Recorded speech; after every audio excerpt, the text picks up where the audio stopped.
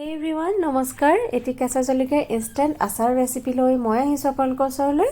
পোনপ্ৰথমে আপোনালোক সকলোকে মোৰ চেনেললৈ স্বাগতম জনাইছোঁ। ফ্ৰেণ্ডছ, আজিৰ এই ৰেচিপিৰ বাবে মই লৈছোঁ কেঁচা জলকীয়া। ভালদৰে ধুই পানীখিনি শুকুৱাই লৈছোঁ আৰু জলকীয়াখিনি ঠাৰিখিনি গুচাই লৈ মই দুফাল দুফাল কৰি কাটি লৈছোঁ। ফ্ৰেণ্ডছ, আচাৰ বুলি ক'লেতো যিকোনো আচাৰ সকলোৰে আমাৰ প্ৰিয় হয়। তাতে যদি জলকীয়া আচাৰ হয় তেতিয়াতো কথাই নাই, কিন্তু আচাৰ খাবলৈ যেনেদৰে জুতি লগা হয় তেনেদৰে বনাবলৈ অলপ সময় দিব লগা হয়। ৰ'দত শুকোৱা বিভিন্ন প্ৰকাৰৰ মছলা ৰেডি কৰা, কিন্তু এনেদৰে কেঁচা জলকীয়া আচাৰ বনালে সময় একেবাৰে কম লাগে। আৰু মছলা বুলি ক'লেও মাত্ৰ দুবিধহে ইনগ্ৰিডিয়েণ্ট ব্যৱহাৰ হয়। দাইল ভাত বা ৰুটি পৰাঠাৰ লগত খাবলৈ খুবেই টেষ্টি হয়। ফ্ৰেণ্ড, যিসকল মহিলা চাকৰি কৰে বা অন্য কামৰ বাবে বাহিৰলৈ ওলাই যাবলগীয়া হয় তেওঁলোকৰতো প্ৰায়ে সময়ৰ অভাৱ দেখা যায়। এনেদৰে জলকীয়া আচাৰ বনালে কিন্তু খাবলৈও টেষ্টি হয় আৰু সময়ো ৰাহি হয়। আৰু ফালি লোৱা জলকীয়াখিনি মই আধা ঘণ্টামান ফেনৰ বতাহত শুকুৱাই লৈছোঁ, যিহেতু ইয়াৰ পৰা কাটোতে ৰস ওলাইছে। আৰু আমাৰ ইয়াতে যিহেতু ৰ'দ নাই সেইকাৰণে মই ফেনৰ বতাহতে শুকুৱাই লৈছোঁ। ফ্ৰেণ্ডছ, আপোনালোকে ৰ'দতো শুকুৱাই ল'ব পাৰে। আৰু মছলাৰ বাবে মই ডাঙৰ চামুচেৰে 2 চামুচ চফ আৰু 2 চামুচ সৰিয়হ পিচি লৈছোঁ। আৰু এয়া মই বাতি এটাত কাটি ৰখা জলকীয়াখিনি লৈ লৈছোঁ আৰু ইয়াতে এতিয়া গুড়ি কৰি ৰখা মছলাখিনি দি দিম।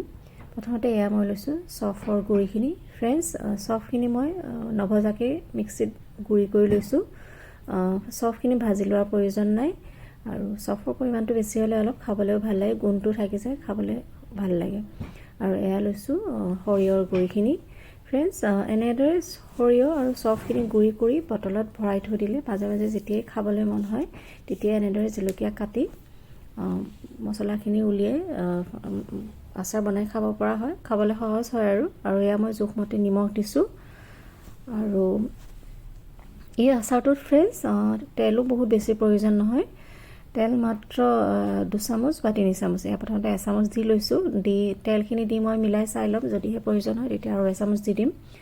এয়া 2 চামুচ তেল দি প্ৰথমতে মই মিলাই দিম। আৰু কম যেন লগা বাবে আৰু এচামুচ তেল মই ইয়াতে মিলাই দিলোঁ। আৰু এয়া মোৰ আচাৰ খাব পৰা হৈ গ'ল। ফ্ৰেণ্ডছ, কেঁচা জলকীয়াৰ আচাৰ এনেদৰে যদি বনাই নাই খোৱা তেনেহ'লে এবাৰ প্লিজ বনাই খাই চাবচোন, খাবলৈ খুবেই সোৱাদ লগা হয়।